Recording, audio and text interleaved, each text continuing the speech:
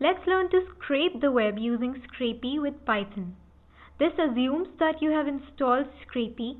If you seem to be unable to install it, try doing that using wheel files and also resolving the dependencies. Now get to the command prompt and try Scrapy shell.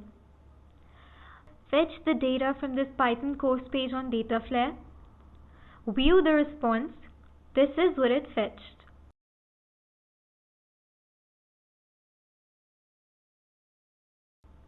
We can also read the source if we only ask for the text. With Scrapy, we can extract only the heading in the curriculum section, or even just the heading without the HTML. Now let's learn to create our own spider.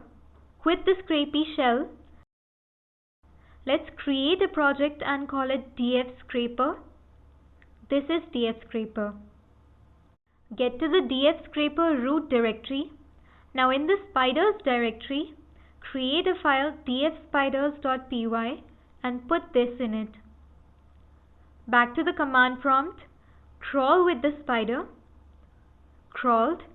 Now let's extract data using the spider's response. Get the title. Get only the text from the title. We can even get the text and apply regular expressions on it to search for something. And we just created our own spider in Scrapy.